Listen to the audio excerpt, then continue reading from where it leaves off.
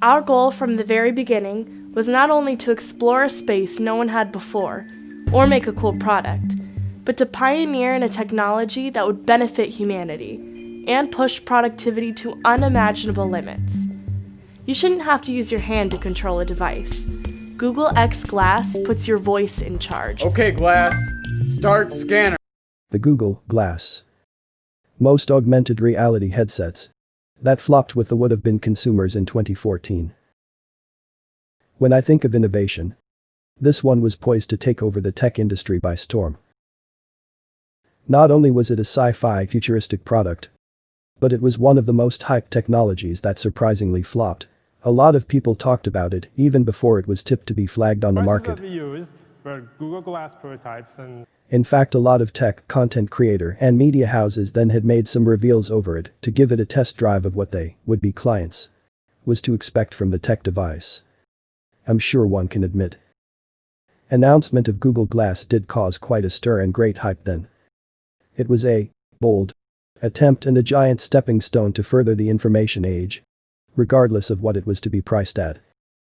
As long as it was able to deliver a milestone in the orientation of problem solving using tech and making our lives easier.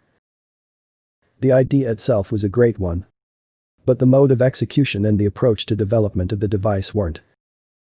Due to that fact, it wasn't long before people realizing that these odd-looking glasses didn't live up to the hype as advertised. Due to some reasons that it failed to address. Unfortunately, the glass failed because the creators neglected to define and validate the users of what problems it was solving for them. Instead, they assumed the product would sell itself even without real solutions or value. That its hype would be enough to appeal to everyone. As evidenced by Google withdrawal of all glass-related media and social networks, it was clear that the revolutionary product wasn't performing as planned. It caused a number of problems that warranted the demise of the $1,500 piece of super cool tech. Here are some 5 reasons why the Google Glass, a seemingly great idea, turned out to be a miserable failure. Number 1. Safety and health concerns. Prior to the product launch, great concerns pertaining to safety, Google Glass was for everyday use. Not everyone was comfortable with the idea of having a gadget that constantly emits carcinogenic radiation so close to the head. Yes, you might want to say, if that was the case, what about mobile devices such as an iPhone, Samsung and others? Don't they also emit harmful radiation? Yes, they do. But they don't have to be in direct contact with your skin all the time. Glasses are a wearable lifestyle object that on average, person wears 5 hours for fashion purpose and more hours for other various reasons, such as health, preventive gears and so on. But you can imagine if you added an exciting tech feature to something that is commonly worn for leisure. People will willingly be glued to them as long as the battery allows them to. Aside from this, the built-in camera on the device also raised, number 2, privacy and piracy concerns. Putting to mind that the Google Glass could be recording or taking a photo at any time. This meant that, just at will, a person sitting in front of you in a train, bus, street or at the next table could be taking a picture or footage of you without you knowing and post it or give it to wrong hands. This would have been a serious and great threat mostly for politicians and celebrities, or even people who just want to enjoy their privacies for any reasons. Another main concern was the possibility of illegally filming movies in cinemas, which is the reason why the device was not given a happy welcome face in the movie theater's auditorium. For it would have been the reason why a lot of copyrighted content would have flaked the market, making it difficult for the industries such as these and other movie-related to make greater profits off their proceeds. Meaning the loss margins would have been high. It was also banned in casinos and nightclubs where people didn't appreciate surreptitious recording. There are simply too many ways to exploit the capabilities of the Google Glass. The mounted camera isn't really a bad idea, but it could be in the wrong hands and situation. Number 3. No clear function. No matter how advanced or awesome looking any product may appear on the outside, the main key to creating a great product is to find the demand or a problem that your product is trying to solve. You don't just make a product first and find someone who'll be interested in it after. This is an essential step before determining your target market, planning your promotion strategy, driving in sales, and calling your product a success. Unfortunately, this simple principle in business was overlooked in the development of Google Glass.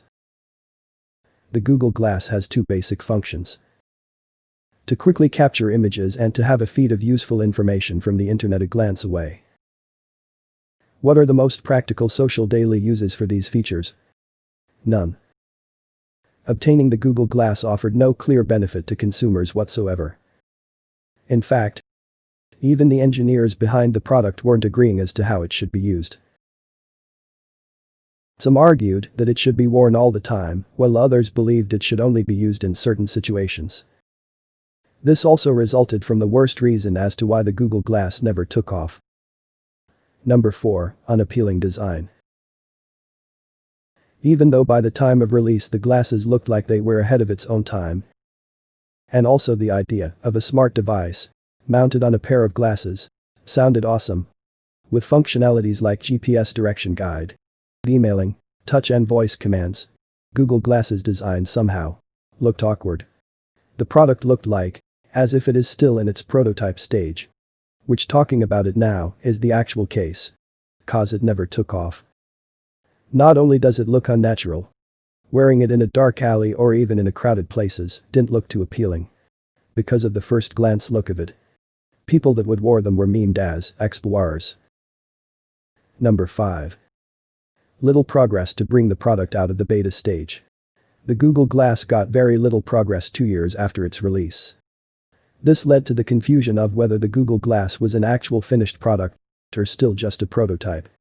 And despite bold attempts to market the product, skydivers, fashion shows, gamers etc., it never really brought anything truly practical or revolutionary to the table. In fact, as of day of release of this video, Google on 25 February 2020 announced that they will no longer be offering support to the existing product on the market.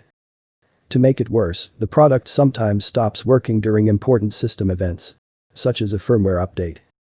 And although navigating the menus would feel responsive at times, the occasional jumpiness and sluggishness of apps and menus can be very frustrating. All in all, the product felt like a work in progress more than anything. After massive criticism of the public with the Glass Explorer version, Google opted to shift its focus from the primary to corporate world clients with the introduction of the Glass X, Glass Enterprise Edition, and looked for firms like the engineering, medical, logistics and manufacturing, etc. to sell their product. With this, Google got better and better at displaying small format of text on a particular frame screen. Furthermore, Google Assistants got better and better with massive improvements made towards it. With this approach, most big tech companies have welcomed the gesture, though it might be too soon to determine how far it will go with the industries targeted. At least with the picked target they will be little or less private related issues, and also they have repositioned itself to the right clients. Takeaways. In an exploding digital market, emerging technologies need to have clear value to their users by solving problems. The failure of Google Glass is due to the lack of clarity on why this product exists. The designers did not clearly define or validate the user's problems, what solutions Google Glass would provide for its users, or how customers would use the glasses. This revolutionary product never succeeded because users could not figure out why they needed it in their lives. But later on, after better assessments, the Google finally got it right. Or let's just say they are heading the right path, where they will be appreciated more. The switch from Explorer to Enterprise has proven that not all hope is lost. This time they were sure that before they focused on the results or outcome, they made it crystal clear what problems they were to solve. That's your take in the shift of focus of the Google Glass. If they still made the old version, would you still have loved to have one? If you loved and enjoyed watching this video, please do leave a comment in the section below. Give it a thumbs up, and don't forget to subscribe for such awesome content like this. Thanks for your time.